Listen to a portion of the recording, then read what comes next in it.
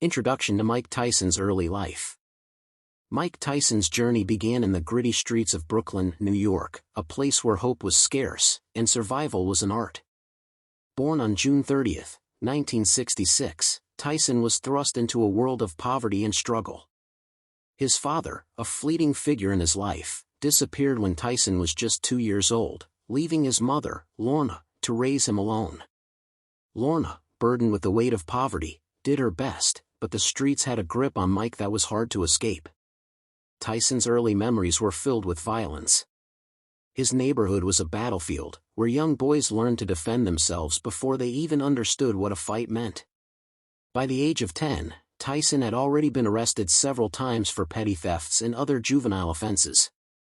His raw, untamed energy made him a target for bullies, but it also ignited something deep inside him, anger and a desire for power.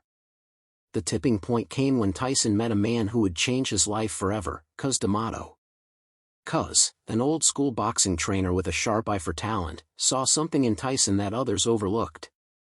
The young boy's aggressive nature, his unyielding spirit, and his hunger for something more than the streets, were qualities that Cus recognized could be molded into greatness. At the age of 12, Tyson entered Cus' gym, a small, dimly lit space filled with the sweat and dreams of countless men who had once hoped to be champions. Under Cus' watchful eye, Tyson began to hone his skills. He was raw, but the speed and power in his punches were undeniable.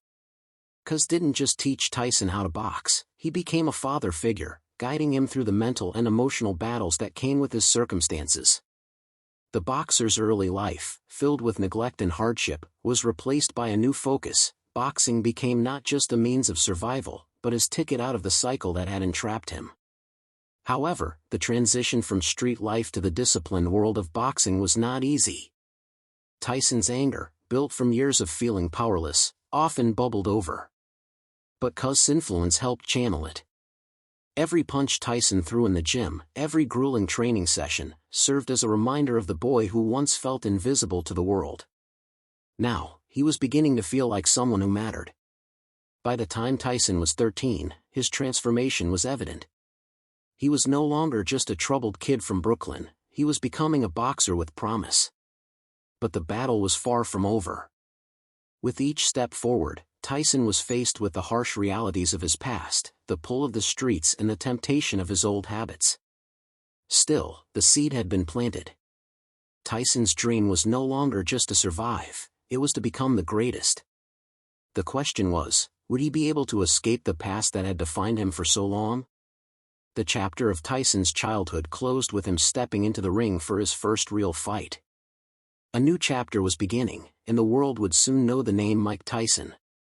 But for now, all that mattered was the man in the mirror, fighting not just for victory, but for the chance at something more.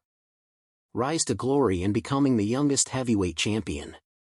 By the time Mike Tyson was in his late teens, the whispers of his potential had grown louder. His transformation from a troubled youth into a focused, relentless fighter was complete. Under the unwavering guidance of Cus D'Amato, Tyson became a force in the ring, unstoppable, unpredictable, and unlike anything the world had ever seen. He was no longer just a product of Brooklyn's streets, he was the future of boxing, a raw diamond ready to be cut and polished. In 1986, Tyson's moment arrived.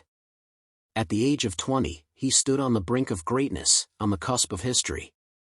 The boxing world had been waiting for a champion who could bring the same power and fury that the greats like Ali and Frazier had once possessed. Tyson had it all, the speed, the strength, and the relentless ferocity that made him a nightmare for any opponent who dared to face him.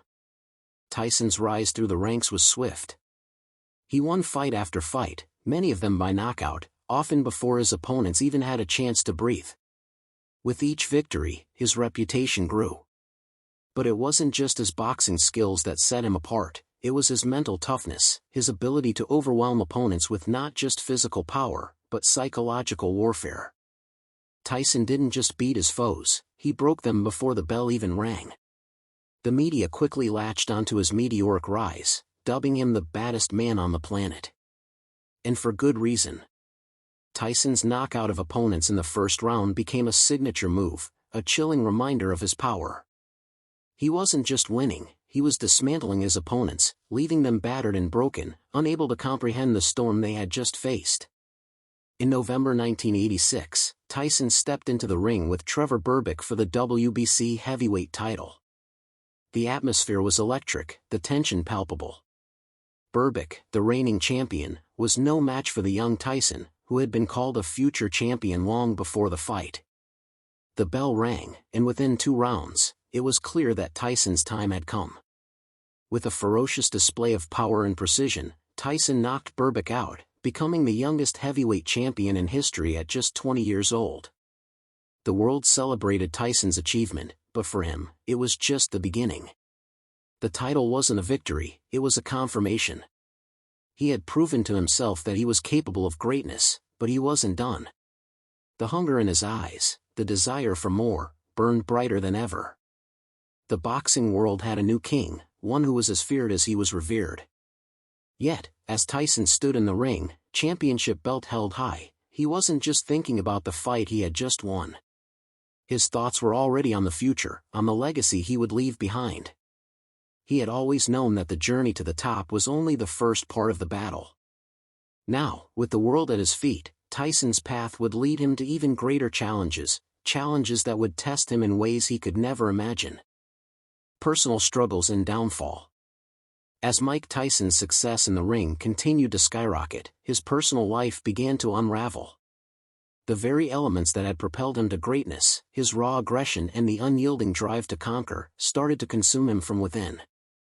The fame, the wealth, and the ever-growing expectations seemed to fuel a dark side of Tyson that was always lurking beneath the surface. Tyson's relationship with Cus D'Amato, the man who had shaped him into a champion, had been a stabilizing force in his life. But in 1985, just a year before Tyson claimed the heavyweight title, Cus passed away. The loss left Tyson feeling vulnerable and directionless. In a world where he had once found certainty, now there was only a void. Without Cus' guidance, Tyson turned to others, people who did not have his best interests at heart. The pressures of fame began to weigh heavily on him. Tyson's behavior outside the ring became erratic and unpredictable. He indulged in excesses, lavish spending, drugs, and partying. His once fierce discipline and training began to slip, replaced by distractions that ultimately took a toll on his mental and physical health. The man who had once been known for his unwavering focus now seemed lost, adrift in a world he didn't know how to navigate. In 1988, just 2 years after becoming the youngest heavyweight champion in history, Tyson's personal life took another devastating turn. He married actress Robin Givens, a decision that seemed to promise stability but quickly descended into turmoil. The marriage, filled with conflict and dysfunction, became a public spectacle. Tyson, who had once been a fierce and controlled fighter, now seemed like a shell of himself, caught in the chaos of his personal affairs. But Tyson's greatest fall came not in his relationships, but in the ring. In February 1990, he faced Buster Douglas, a fighter who had been written off by nearly everyone. The match, however, became one of the most shocking upsets in boxing history. Tyson, who had dominated every opponent before him, seemed distracted, disengaged. The first round was typical Tyson, powerful, aggressive, but by the second round, something was off. He wasn't the same fighter who had terrorized the division. In a stunning turn of events, Douglas knocked Tyson out in the 10th round, taking the championship belt that Tyson had held so tightly for years. The loss was a devastating blow, not just to Tyson's career, but to his identity. He had been invincible, and now, he was just another fighter who had been dethroned. The humiliation of the loss sent Tyson into a downward spiral. He couldn't understand how everything had gone so wrong, so quickly. His confidence, once unshakable, was shattered. The loss to Douglas was just the beginning of Tyson's unraveling. Soon after, he found himself in legal battles, including a conviction for the rape of Desiree Washington in 1992, which led to a prison sentence. The man who had once been the baddest man on the planet was now a fallen star, stripped of his title and his freedom. The world had watched his rise, and now they were watching his painful, public fall from grace. As Tyson sat in his prison cell, the reality of his situation began to sink in. The life he had built, fame, fortune, and power, had come at a cost. And now, it seemed that everything had slipped through his fingers. The question lingered, could he ever find redemption? Redemption, reflection, and legacy. Mike Tyson's time in prison was a profound turning point, a moment of reckoning where he had no choice but to confront the man he had become. The fury that once served him in the ring now felt like a curse, eating away at the foundation of his life. Yet in the solitude of his prison cell, something began to shift within him. Tyson started to understand that his identity had been built on a fragile foundation of anger and fear. Now, stripped of everything, he was forced to rebuild, not just as a fighter, but as a person. In the years that followed his release in 1995, Tyson tried to re-enter the boxing world, but it was no longer the same. The hunger, the ruthless desire to dominate, was still there, but it had been tempered by the realization that the world was watching him differently. His career, once filled with promise, was now marred by his past mistakes. Yet Tyson's comeback was more than just about boxing, it was about proving to himself that he could still rise, even after everything had fallen apart. Tyson's post-prison fights were a mixture of triumphs and disappointments. He won several matches, but the aura of invincibility that had surrounded him in his youth was gone. The public's perception had changed. The man who had once been the youngest heavyweight champion in history was now viewed through a different lens. No longer was he the feared, untouchable figure. Instead, he was a fallen star trying to reclaim his former glory. Despite his struggles, Tyson showed signs of personal growth. He saw